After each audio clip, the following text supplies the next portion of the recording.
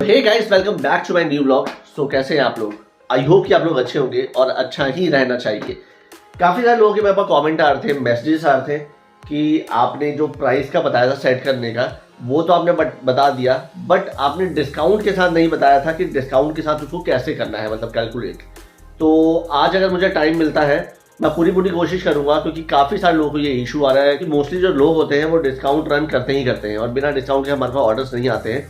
तो मैं डिस्काउंट के साथ आप लोगों को बता दूंगा कि आपको किस तरीके से करना है, सारा कुछ कैलकुलेट कैसे करना है। तो मुझे जैसे ही थोड़ा टाइम मिलता है तो फिर मैं वैसे ही आपको बता दूंगा, ठीक है। मैं पूरी कोशिश करूंगा टाइम निकालने का, क्योंकि काफ़ी ज़्यादा लोगों को ये इशू आ रहा है। मैं ब्रेकफास्ट वगैरह करता हूँ, उसके बाद फिर आराम से आपसे बात करता हूँ। सो अभी ये मेरे पास ऑर्डर आ गया था एंड अब बेस भी मेरे पास ख़त्म ही होने वाला है। अब मुझे ना दोबारा से बेस करना पड़ेगा ऑर्डर, क्योंकि मैं क्या करता हूँ कि जैसे कि मैं ना 1 या 2 दिन के ही बेस मंगाता हूँ सिर्फ, क्योंकि वो फ्रेश होता है। फ्रेश में भाई जो मज़ा आता है ना वो बहुत अच्छा लगता है। और इसके बेस जो होते हैं बहुत सॉफ्ट होते हैं। 1 मिनट रुक जाओ, इसको मैं ना थोड़ा सा रोटेट कर देता हूँ।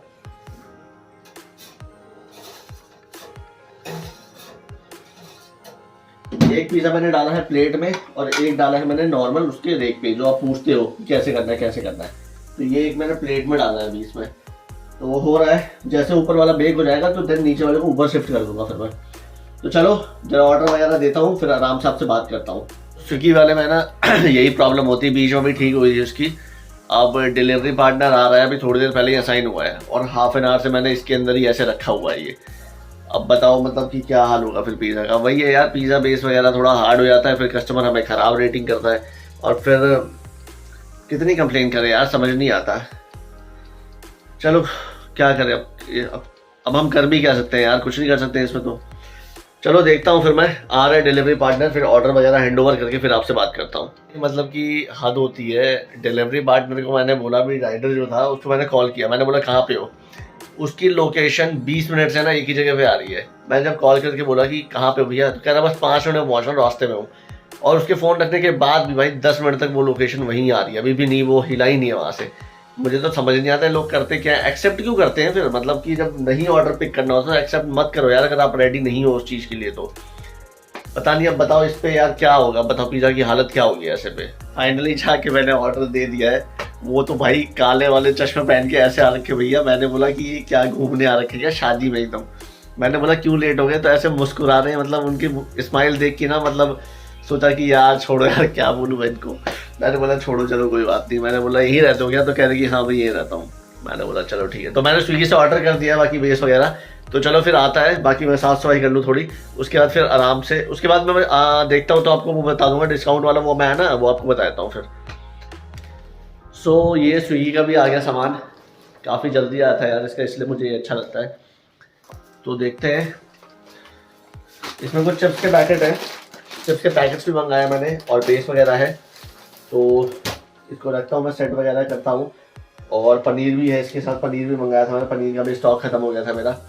तो फिर थोड़ी देर में आपसे बात करता हूँ। फिर मैं, मुझे लगी थी भूख दिन के टाइम में और घर पर कोई था नहीं, तो मैंने ये रोल बना दिया अपने लिए। ये सोयाबीन वगैरह है इसमें, वेजीज वगैरह है सब, और ये मैंने बनाया है। वो है ना वो ज़बरदस्त लग रहा है, मैंने टेस्ट किया अभी और बहुत ही बेहतरीन लग रहा है। चलो वैसे मैं इसको अपने मेन्यू में नहीं डाल सकता, क्योंकि यार इसमें ना टाइम लगता है, और टाइम लगता है। और मैं पिज़्ज़ा के साथ साथ मतलब ये दोनों चीज़ नहीं कर पाऊँगा। इसका मतलब ये चीज़ अलग है, थोड़ा सा रोटी वगैरह बनाओ इसके लिए, फिर पूरा मतलब प्रोसेस होता है। लेकिन मैं बहुत बढ़िया लग रहा है, इसको डालता ना भाई, सही बता रहा हूँ, बहुत मतलब सही बिकता ही है। चलो खाता हूँ, फिर बात करता हूँ बाकी आपसे। गाइस मैं अभी थोड़ा सा फ्री हुआ हूँ और रात भी हो गई है, तो मैं सोच रहा हूँ कि फिर मैं आपको भी बता ही देता हूँ। तो चलो फिर डायरेक्टली लेके चलता हूँ आपको और समझाता हूँ कि कैसे कैसे क्या कैलकुलेशन करनी है आपको। तो सबसे पहले मैं आपको जो ज़ोमैटो है उसके कमीशन के बारे में बता देता हूँ, ठीक है, कि उसका कमीशन का कितना कितना परसेंटेज होता है, क्योंकि बहुत लोगों को वो चीज़ नहीं पता है। तो जो ज़ोमैटो परसेंटेज लेता है वो लेता है आपका 35%। कैसे लेता है, ये लेता है आपका 23% जो होता है वो तो होता है आपका प्लान का, जो कि प्लान होता है जो बेसिक वाला होता है, ये बेसिक होता है। एंड एक आता है आपका इसमें प्रीमियम। अगर आप प्रीमियम प्लान लेते हैं तो उसमें आपका 23 + 4% और ऐड हो जाता है, तो टोटल हो जाता है आपका 27%। तो 27% अब ये ऐड हो जाता है, तो उसके बाद क्या होता है कि इसमें आपका GST होता है, टैक्स होता है, उनको इंक्लूड करने के बाद जो टोटल बनता है आपका बनता है 35%। ये तो रहा आपका जोमेटो का कमीशन, जो कि जोमेटो का कमीशन होता है। अब हमें कैलकुलेट करना है, ठीक है। अब हम कैलकुलेट करते हैं अपना कि हम कैसे प्राइस को कैसे सेट करना है हमें डिस्काउंट के बाद।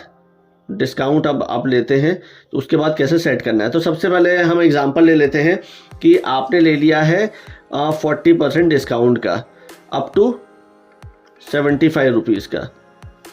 ये जो डिस्काउंट है 40% हो सकता है, 30 हो सकता है, 20 हो सकता है, 10 भी हो सकता है। तो इन सब का मैं आपको बता दूंगा कैसे कैसे कैलकुलेट करना है। तो पहले मैं ना आपको अप टू का मतलब बता देता हूँ, क्योंकि बहुत लोगों को ना अप टू का मतलब नहीं पता होता है। इसका मतलब ये है कि फॉर एग्जांपल, हमने एग्जांपल लिया है कि आप कस्टमर है कोई, ठीक है, किसी कस्टमर ने क्या करा, पिज़्ज़ा ऐड करें, उसने पिज़्ज़ा ऐड कर दिया। उसने एक पिज़्ज़ा आपका 100 रुपये का उसको पड़ा है, एंड उसने क्या करा है, एक और पिज़्ज़ा ले लिया उसने 100 रुपये का, तो टोटल हो गया आपका 200 रुपये का, ठीक है। अब ये क्या होता है, 75 रुपीज़ जो होता है, ये 75% जो होता है, ये 75 रुपीज़ होता है, ये परसेंटेज नहीं होता है, ये रुपीज़ होता है। 75 रुपीज़ जो अप टू होता है, तो इसमें क्या होता है कि मतलब कि कस्टमर अगर ये कूपन अप्लाई करेगा 40% वाला, तो जो कस्टमर को होगा वो 75 रुपीज़ तक मिलेगा, यानी कि अप टू, यानी कि 75 रुपीज़ तक कुछ भी मिल सकता है, या तो 60 रुपये भी मिल सकता है उसको, या 50, 40, कुछ भी। वो डिपेंड करता है आपके कार्ड के ऊपर कि उसका कार्ड कितने वैल्यू का है, ठीक है। अब जैसे फॉर एग्जांपल उसने ना ये 100 रुपये का एक पिज़्ज़ा लिया, मैं 100 रुपये का एक पिज़्ज़ा लेके चल रहा हूँ, 100 रुपये का उसने एक पिज़्ज़ा लिया, और आपने देखा होगा कि अगर आप ये अप्लाई करते हो तो यहाँ पे लिखा था 159 कि आपकी कार्ड की वैल्यू होनी चाहिए, उसके बाद ही ये वैलिड होगा, ठीक है। तो यहाँ पे कस्टमर ने लिया 100 रुपये का पिज़्ज़ा, तो अभी ये वैलिड नहीं है, अभी ये कूपन नहीं अप्लाई कर सकता।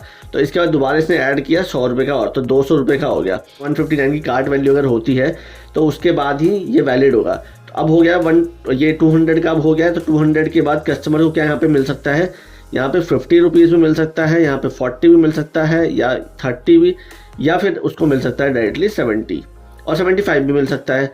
तो ये देखो डिपेंड करता है कार्ट वैल्यू पे कि कितनी कार्ट वैल्यू, उस हिसाब से ये ना मतलब कि डिस्काउंट मिलता है कि या तो उसको 70 मिलेगा, 60 मिलेगा, 40 कैसे मिलेगा, वो कार्ट पे डिपेंड करता है।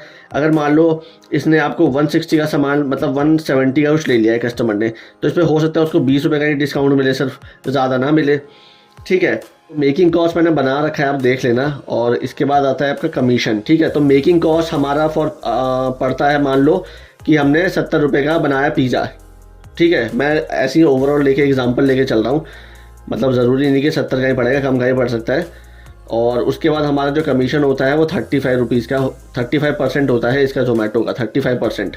तो हमने जब इसको ऐड किया तो हमारी जो कॉस्टिंग निकलती है वो निकलती है आपका 35, यानी कि अगर 100 रुपये का कोई पिज़्ज़ा है तो 35 उसमें से जोमेटो ले गया, 35 उसमें से जोमेटो ले गया परसेंट, तो यानी कि बचा 35 रुपीज़ प्लस 70 रुपीज़ आपका जो पिज़्ज़ा बनाने का पड़ा, तो ये आपका पड़ गया 105 रुपये का पिज़्ज़ा। अब इसमें आपने प्रॉफिट अपना डाला, अब इसमें मैंने प्रॉफिट ऐड कर दिया, ठीक है। इसमें प्रॉफिट मैंने ऐड कर दिया अपना कितना कि मुझे लेना है 20 रुपये, तो मैंने इसमें 20 रुपये ऐड कर दिए, तो ये पिज़्ज़ा बन गया 125 रुपीज़ का, ठीक है। 125 रुपीज़ का पिज़्ज़ा बन गया। अब मुझे क्या करना है, अब यहाँ पे ध्यान से देखना कि यहाँ पे लिखा है 40% डिस्काउंट, 30%, 20%, 60%।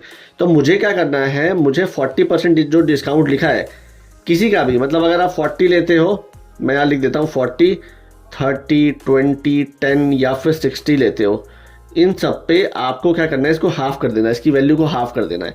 यानी कि 60 है तो आप इसको कर दोगे 30, 40 है तो 20, 30 है तो 15, और 20 है तो 10, और ये है तो 5, 10 है तो ऐसे करना है आपको। अब आपको क्या करना है, 125 रुपये का आपका पूरा टोटल हो गया है पिज़्ज़ा विद प्रॉफिट। प्रॉफिट के साथ आपको हो गया 125 रुपीज़ का। अब आपको क्या करना है, फॉर एग्जांपल मैंने ना 20% का डिस्काउंट चला दिया, 20% का, तो आपको क्या करना है 10% और इसमें ऐड करना है। अब तो 125 इंटू 10 डिवाइड बाय 10, तो ये आपके डिवाइड करेंगे तो हो जाएगा, तो 12.5 रुपये मुझे और ऐड करने हैं अब। तो अब मैं क्या करूँगा, 125 में मैंने 12.5, चलो 12 रुपये ही लेते हैं, तो ओवरऑल निकाल लेते हैं 140 रुपये का आपका ये पिज़्ज़ा पड़ गया है डिस्काउंट के बाद। तो आपको प्राइस क्या लगाना है, अब अपना जो मेन्यू में होगा, जो मेन्यू होगा आपका, उसमें आपको लिखना है 140 रुपीज़। अब ऐसे इस तरीके से कैलकुलेट करना है, यानी कि जो भी वैल्यू यहाँ पे मतलब जो भी डिस्काउंट आप चला रहे होगे, जो भी डिस्काउंट होगा, आप जो भी डिस्काउंट चलाओगे उसका हाफ कर दोगे आप। इसका हाफ करना है आपको, डिवाइड करना है आपको, डिवाइड बाय 2 से। समझ गए हाफ का मतलब? तो इस तरीके से आपको कैलकुलेट करना है ये। अगर आप 60% चला रहे हो तो 30 पे कर देना, 30 का परसेंटेज निकाल लेना। ये मैंने मेकिंग कॉस्ट पहले आपको अपनी निकालनी है, उसके बाद कमीशन निकालना है, एंड देन उसके बाद आपको अपना प्रॉफिट ऐड करना है उसमें। उसके बाद फिर आपको जाके ये करना है कैलकुलेशन अपने इसके साथ। समझ गए? तो यही सिंपल सी चीज़ है। तो आई होप गाइस कि आपको अभी ये समझ आ गई हुई कैलकुलेशन डिस्काउंट के साथ। और अगर किसी को वो चीज़ निकालनी, कैलकुलेट कैसे करना है, मेकिंग कॉस्ट क्या होता है, प्रॉफिट कैसे करना है, कमीशन कैसे ऐड करना है, इन तीनों को, तो उसकी मैंने सेपरेट वीडियो ऑलरेडी अपने पुराने ब्लॉग में बना दिया था, वो आप जाके चेक कर लेना एक बार। बाकी इसमें अगर कुछ भी आपको अगर डाउट आता है तो वो मुझसे पूछ लेना आप कि आपको ये समझ नहीं आ रहा है अभी भी, या कोई भी डाउट है तो, ठीक है। बाकी चलो अब मैं थोड़ा सा काम कर लूँ। सो गाइज आज का ये मेरा लास्ट ऑर्डर था एंड काफ़ी लेट हो गया आज, और आज बहुत ऑर्डर आए थे यार, आज भी स्टॉक ख़त्म ही हो गया था।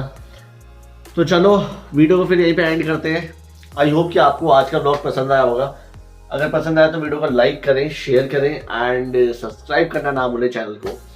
तो बाकी कोई भी इशू अगर आपको आता है तो आप मुझसे बात कर सकते हो, पूछ सकते हो। यहाँ इंस्टाग्राम की आईडी मैंने मेंशन कर दी है, और साथ ही डिस्क्रिप्शन में टेलीग्राम का लिंक भी, जो फटाफट से जाके वो भी ज्वाइन कर लो। तो चलो फिर मिलते हैं अगले ब्लॉग में। बाकी अपना ध्यान रखो। Okay, bye.